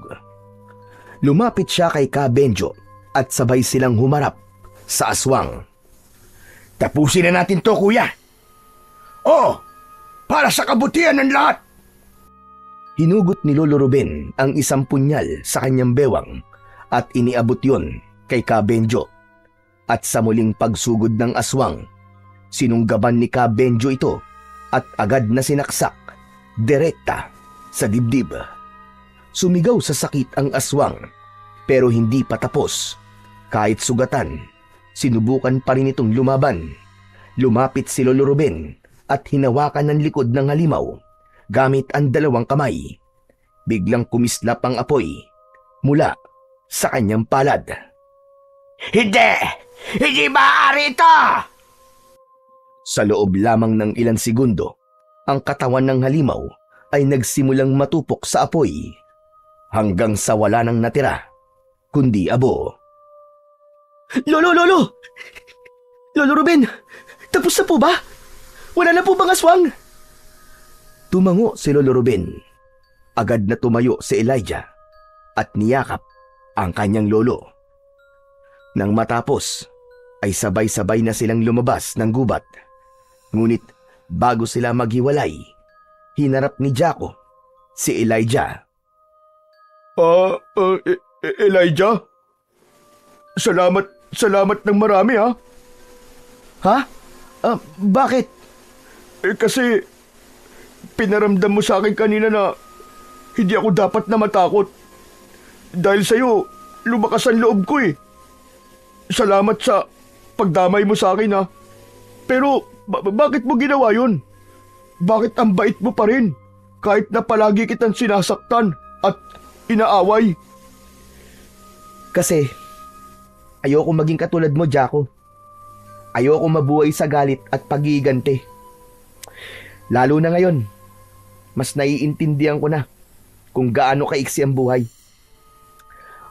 Walang saysay ang may sama ng loob. Elijah, pasensya ka na talaga, tol. Ang dami ko nagawang mali sa'yo. Akala ko kasi dahil mahina ka, madali ka lang tapakan pero mali ako. Mas matapang ka pa pala sa akin. Patawarin mo ako sa lahat ng nagawa ko. Ngumiti si Elijah, sabay tapik sa balikat ni Jaco. Wala na yon. Kalimutan na natin yon, Jaco. Ang mahalaga, ligtas na tayo. Tahimik na sumang-ayon si Jaco. Nagpasya ang lahat. Naihatid muna siya sa bahay nila bago sila umuwing tatlo. Pagkalipas ng ilang sandali, nang maihatid na nila ang binatang si Jaco, ay dumiretso na sila sa kanilang kubo. Pagkaraan ng gabing yon, unti-unting nawala ang mga usap-usapan tungkol sa aswang. Napalitan ito ng mga tsismis tungkol sa biglaang pagkawala ni Sunny at ng kanyang ina. Ngunit ang tatlo, sina Ka Benjo, Lolo Ruben at Elijah, napag-usapan nilang baka naramdaman ng ina ni Sunny na namatay na ang kanyang anak, kaya't nagpasya itong umalis at magpakalayo-layo at magtago. Malaki umano ang posibilidad na aswang din ito.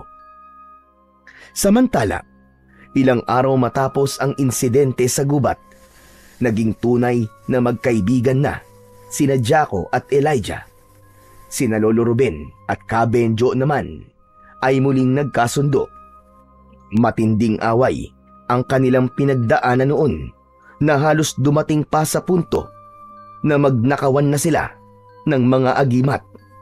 Dahil ito sa matinding selos at pagkainggit sa kanyang kuya na naging dahilan ng kanyang pagrerebelde at pagtatago sa bundok hanggang sa naging palaboy. Ngunit nang muli silang magkita sa loob ng gubat at nakitang nasa panganib ang kanyang kuya, ang lahat ng mga tampuan at galit ay nabura. Si Lolo Ruben ay nilinlang din ni Sunny kaya ito napunta sa gubat. Mabuti na lang at matagal na palang minamanmanan ni Ka Benjo ang binata matapos makitang naglalaro sa kabilang baryo. Sinundan niya ito hanggang sa nalaman niya ang tunay nitong pagkatao at nakita nga niyang biyag nito si Lolo Ruben sa gubat. Sinamantala niya ang pag-alis ng aswang at iniligtas si Lolo Ruben. Si Lolo Ruben ay nabiyag ni Sunny dahil nagkunwari ito na kilala niya ang aswang na pumatay kay Bilen. Alam daw nito kung saan ito nakatira. Sumama naman ang matanda na walang kaide-ideya na nasa panganib na pala ang kanyang buhay.